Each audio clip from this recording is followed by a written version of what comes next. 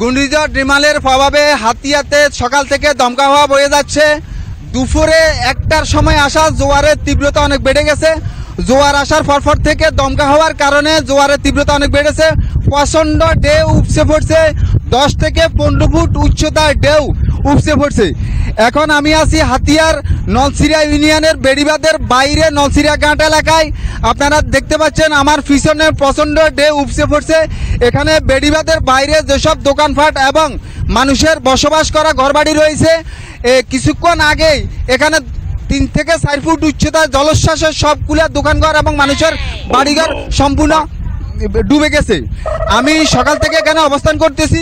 জোয়ার আসার পর থেকে এখানকার ব্যবসায়ীরা তাদের দোকানপাট সম্পূর্ণ মালামাল নিয়ে বেড়িবাঁধের ভিতরে আশ্রয়কেন্দ্রে বিভিন্ন আত্মীয় স্বজনের বাড়িতে এবং নিরাপদে আশ্রয়কেন্দ্রে যেতে দেখা গেছে। আপনারা জানেন যে হাতিয়া একটি বিচ্ছিন্ন দ্বীপ।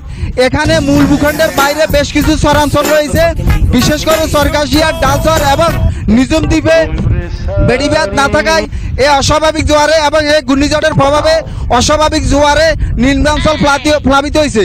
আমি কথা বলেছি নিজুম দ্বীপ ইউনিয়ন পরিষদের চেয়ারম্যান দিনাজউদ্দিনের সাথে। তিনি আমাকে জানিয়েছেন দুপুর 12টার সময় আসা জোয়ারের কারণে নিজুম দ্বীপের 9টি ওয়ার্ডের সব কয়টি ওয়ার্ড 4 থেকে 5 ফুট উচ্চতায় পানির নিচে তলিয়ে গেছে। এতে করে মানুষের বসতঘর ডুবে গেছে, ব্যবসা প্রতিষ্ঠান পানির নিচে তলিয়ে গেছে। নিজুম দ্বীপের প্রধান সড়কটি 2 থেকে 3 ফুট উচ্চতার জলোচ্ছ্বাসের নিচে তলিয়ে গেছে। এতে করে মানুষের স্বাভাবিক চলাচল অনেকটা ব্যাহত হচ্ছে। আমি কথা বলেছি হাতিয়া উপজেলা নির্বাহী কর্মকর্তা সুভাষিস চাকমার সাথে। তিনি আমাকে জানিয়েছেন ঘূর্ণিঝড়ের প্রভাবের কারণে গতকাল থেকে হাতিয়ার সাথে মূল ভূখণ্ডের সকল ধরনের নৌযোগাযোগ বন্ধ করে দেওয়া হয়েছে। এতে করে পরবর্তী নির্দেশ না দেওয়া পর্যন্ত এই নৌযোগাযোগ বন্ধ অব্যাহত থাকবে। আপনারা জানেন যে ঘূর্ণিঝড় মোকাবিলায় হাতিয়াতে 242টি আশ্রয়কেন্দ্র প্রস্তুত রাখা হয়েছে। সিপিবির 177টি ইউনিটের সদস্যরা সকাল থেকে মাইকিং করে মানুষজনকে নিরাপদে আশ্রয়কেন্দ্রে আসার জন্য তারা তাদের প্রচারণা অব্যাহত রেখেছেন।